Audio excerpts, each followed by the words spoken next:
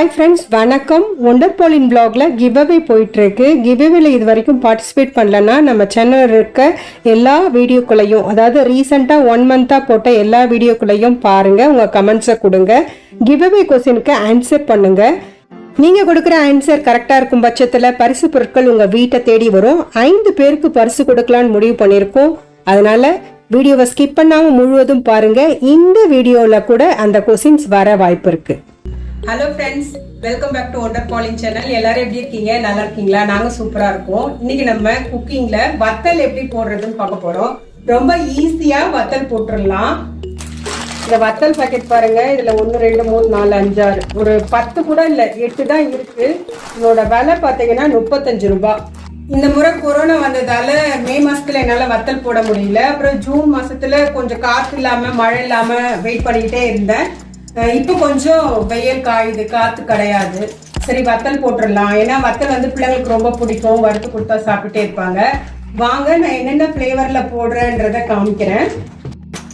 நான் இன்னைக்கு பச்சை அரிசி எடுத்திருக்கேன். பச்சை அரிசியில வத்தல் போட்டா நல்லா மொறு மொறுன்னு பொரிஞ்சு வரும். அதனால நல்லா கழுவி வெயில்ல காய வச்சிருக்கேன். இது மாதிரி நல்லா காய வச்சு எடுத்துக்கோங்க. மாவை அரைச்சிட்டு வந்தாச்சு. இப்போ ஒரு க்ளீனான பவுலில் 3 கப்பு அரிசி மாவு போட்டுக்கலாம். நம்ம வீட்டிலே செய்யும்பொழுது சுகாதார முறையில் செய்யலாம். கடையில் வாங்குறத அவங்க எப்படி செய்கிறாங்களோ நம்ம நினைக்க முடியாதுல்ல. அவங்கள குறை சொல்கிறதுக்கு இல்லை, இருந்தாலும் நம்ம செய்கிறது சுத்தமாக இருக்கும். தண்ணி விட்டு கலக்கிக்கலாம். இந்த மாவை வந்து நல்லா கரைச்சிக்கணும் ஃப்ரெண்ட்ஸ். இந்த மெத்தடில் வத்தல் போட ட்ரை பண்ணி பாருங்கள். வத்தல் சீக்கிரம் போட்டுடலாம், டயர்டே ஆக மாட்டீங்க. நல்லா கரைச்சி விட்டுக்கணும்.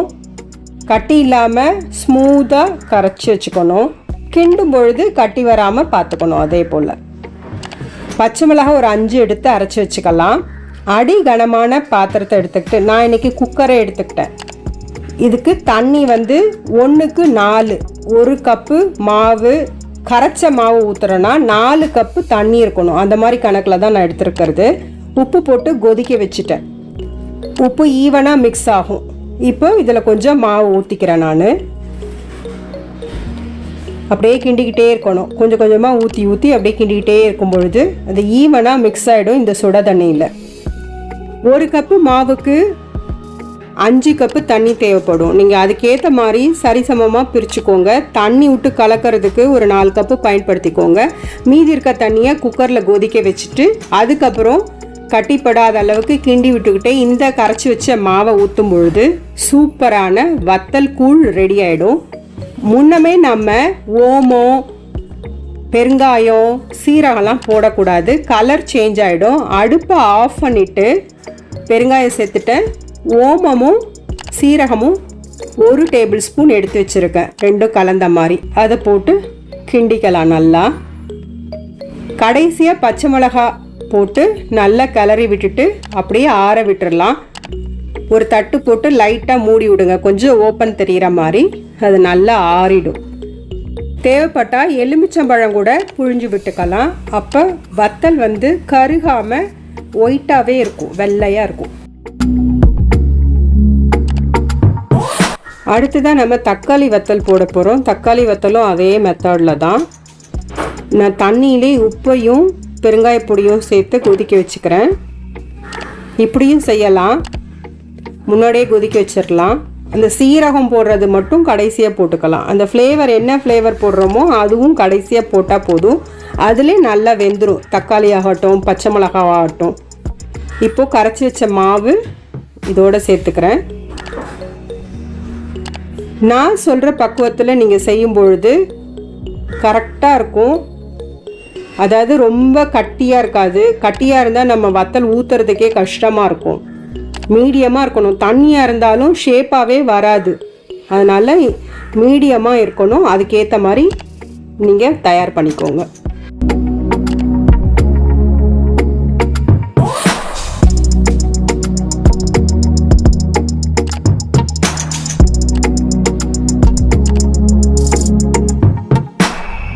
இதில் இப்போது சீரகத்தை சேர்த்தாச்சு.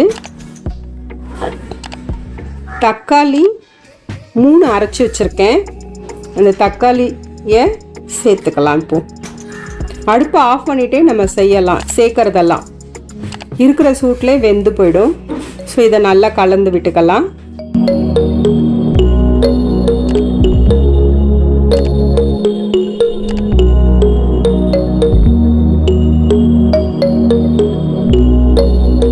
செம்ம கலர்ஃபுல்லாக இருக்குது பாருங்கள். நல்லா ஈவனாக மிக்ஸ் ஆகணும், அதுதான் முக்கியம் இதில். அடுத்ததாக பிளெயின் வத்தல் போட போகிறேன். ஸோ பிளெயின் வத்தல் போடுறதுக்கு தண்ணி காய வச்சுட்டு பெருங்காய பொடி உப்பு போட்டு நல்லா கலக்கிக்கலாம். இது நல்லா கொதிச்சு வரட்டும். அப்புறம் மாவை கரைச்சி ஊற்றிக்கலாம். பிளெயின் வத்தல் ரொம்ப பெரிய விஷயம் இல்லை, எதுவும் அரைக்கலாம் வேண்டாம். அதுக்கு பிளெயின் வத்தலில் இன்றைக்கி நான் ஓம ஃப்ளேவரில் போட போகிறேன். ஓம ஃப்ளேவர் ரொம்ப நல்லாயிருக்கும். ஓம ஃப்ளேவர் யாருக்கெல்லாம் பிடிக்கும்னு சொல்லுங்கள் கமெண்ட் செக்ஷனில். ஓமம் வந்து ஜீரணமும் ஆகிடும். எண்ணெயில் பொரிச்ச பொருள் இல்லை, அது சாப்பிடும்பொழுது நம்மளுக்கு ஜீரணமும் ஆகிடும் நிறைய சாப்பிட்டா கூட. நான் எல்லாத்தையும் போட்டு மிக்ஸ் பண்ணி வச்சுப்பேன், இல்லை தனித்தனியாக வச்சுப்பேன். பொரிச்சு கொடுக்கும்போது மிக்சடாக தான் கொடுப்பேன் பசங்களுக்கு. ஸோ தனியாக கேட்டாங்கன்னா தனியாக பொரிச்சு கொடுப்பேன். அப்படி கொடுக்கும்போது அவங்களுக்கு ஜீரணம் வந்து சீக்கிரம் ஆகிடும். சீரகமும் போட்டிருக்கோம், ஓமமும் போட்டிருக்கோம். ப்ளெயினாக போடுறத விட இந்த மாதிரி போடும்பொழுது நல்லாயிருக்கும். பசங்க இன்ட்ரெஸ்ட்டாக சாப்பிடுவாங்க. நான் வாங்கின வத்தலில் ஒன்றுமே கிடையாது. உப்பு கிடையாது, ஓமம் கிடையாது, சீரகம் கிடையாது, எதுவுமே போடலை அவங்க. சூப்பராக வந்துருச்சு பாருங்கள் கூழ். இது ஆற விடணும். ஆற விட்டுட்டு அதுக்கப்புறம் எப்படி போடுறன்றத வீடியோ ஸ்கிப் பண்ணாமல் பாருங்கள், தெரிஞ்சுப்பீங்க. கிளறி விடுங்க. ஏடை படியாமல் பார்த்துக்கணும். மேலே ஏடு மாதிரி படிஞ்சிருச்சுன்னா நல்லா இருக்காது. ஸோ நம்ம கொஞ்சம் நேரம் கிளறி விடும்பொழுது ஏடு படியாமல் ஸ்மூத்தாக இருக்கும். இங்கே பாருங்கள், நான் அப்படி தான் இதை வந்து ஆற வைக்கிறேன். ரொம்ப ஓப்பனில் வச்சோம்னா ஏடு படிஞ்சிரும். அதனால் மூடி திறந்து கிண்டி விட்டுக்கிட்டே இருக்கணும். பச்சை மிளகாய் வத்தல் வந்து ரொம்ப அருமையாக இருக்கும்.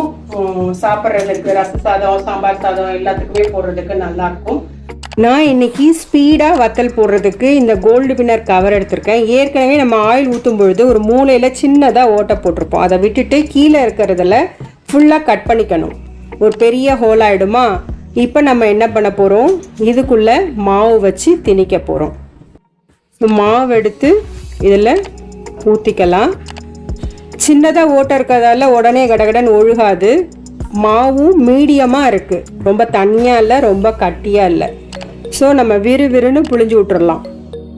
2-3 கோல்டு வின்னர் பேக்கெட் இருந்தால் எல்லாத்தையுமே இந்த மாதிரி பண்ணிக்கோங்க. பண்ணிவிட்டு நீங்கள் அது மாதிரி யாராவது ஒருத்தவங்க வச்சு கொடுத்தா மாவை வச்சு கொடுக்க நம்ம கடகடன்னு அந்த துணியை விரித்து போட்டு ஊற்றிடலாம். துணி வந்து மெலிசாக இருக்க துணியாக இருந்தால் சீக்கிரம் வத்தல் காஞ்சிடும். நான் இன்றைக்கி டிஃப்ரெண்ட்டாக எடுத்திருக்கேன். ஒன்று காடா துணி எடுத்திருக்கேன், இன்னொன்று என்னுடைய ஷால் எடுத்திருக்கேன். அது வந்து மெலிசாக இருக்கும். காடா துணியில் கொஞ்சம் கஷ்டமாக தான் இருக்குது எடுக்கிறதுக்கு, வத்தலை பிரித்து எடுக்கும் பொழுது. ஆனால் நம்ம ஷால்லாம் இருக்குல்ல, அதில் போட்டோம்னா வந்து கலர்லெஸ் ஷாலாக இருக்கணும், கலர் இருக்கக்கூடாது, கலர் ஒட்டாத அளவுக்கு இருக்கிற ஷாலாக இருக்கணும். ஸோ அதில் போடும் பொழுது கலர் ஒட்டாமல் சீக்கிரம் காஞ்சி எடுக்கிறதுக்கு ஈஸியாக இருக்கும். வத்தல் போடுறது காலையிலே வச்சுக்கிட்டா நல்லாயிருக்கும். அப்படி செய்யும் பொழுது வெயிலில் நம்ம ரொம்ப அஃபெக்ட் ஆக மாட்டோம். நான் 8 மணிக்கெல்லாம் ஊற்றி முடிச்சாச்சு, எல்லா வேலையுமே முடிச்சாச்சு. 2 நாள் போதும். இங்கே சென்னையில் அடிக்கிற வெயிலில் நல்லா காஞ்சிடும். வத்தலை திருப்பி போட்டு பின்னாடி பக்கமாக தண்ணியை தெளித்து எல்லாத்தையும் உருவி எடுத்து இன்னும் 2 நாள் காய வச்சா அருமையான வத்தல் ரெடி. பாருங்கள், சூப்பராக இருக்குது. அருமையாக காஞ்சி போயிருக்கு பாருங்கள். முறுமுறுன்னு எண்ணெயில் போட்டால் தெறிக்காமல் வெடிக்காமல் அழகாக பொரிஞ்சு வரும். இது தக்காளி வத்தல். பக்கத்தில் இருக்கிறது சாதா வத்தல். இது பச்சை மிளகா வத்தல். நம்ம வீட்டிலே சுத்தமான முறையில் வத்தல் போட்டாச்சு. கடையில் அதிக காசு கொடுத்து வாங்க வேண்டாம். இதை பொரிச்சோன்னா பார்த்தீங்கன்னா எவ்வளோ அருமையாக வந்திருக்கு பாருங்கள். இந்த வத்தல் தேங்காய் எண்ணெயில் பொரிச்சா அருமையாக இருக்கும். ரீஃபைண்ட் ஆயிலையும் பண்ணலாம், அது ரொம்ப உடம்புக்கு நல்லதில்லை. மாதத்துக்கே 1 பேக்கெட் தான் ரீஃபைண்ட் ஆயில் வாங்குவேன் நான். மற்றபடி தேங்காய் எண்ணெய், நல்லெண்ணெய், கடலெண்ணெய் யூஸ் பண்ணுவேன். அற்புதமான வத்தல் போட்டாச்சு. ஃப்ரெண்ட்ஸ், நீங்களும் உங்கள் வீட்டில் ட்ரை பண்ணுங்கள். வீட்டிலையே இதை ஈஸியாக செஞ்சிடலாம். ஒரு சாட்டர்டே சண்டேனாலும் வேலையை முடிச்சிடலாம். இந்த முறையில் வத்தல் போட்டு பார்த்துட்டு எப்படி வந்ததுன்னு கமெண்ட் செக்ஷனில் கட்டாயம் சொல்லுங்கள் ஃப்ரெண்ட்ஸ். உங்கள் கமெண்ட்ஸுக்காக காத்திருக்கேன். நம்ம வீடியோ பிடிச்சிருந்துச்சுன்னா லைக் பண்ணுங்கள், மற்றவங்களுக்கு ஷேர் பண்ணுங்கள், சப்ஸ்கிரைப் பண்ண மறந்துடாதீங்க. சப்ஸ்கிரைப் பண்ணாதவங்களாம் சப்ஸ்கிரைப் பண்ணிவிடுங்க. ஃபேஸ்புக்லேயும் ஷேர் பண்ணிவிடுங்க ஃப்ரெண்ட்ஸ். இன்னொரு நல்ல வீடியோவில் நல்ல கண்டென்ட்டோட உங்களை சந்திக்கிறேன். Until bye from Wonder Pauline. Bye bye.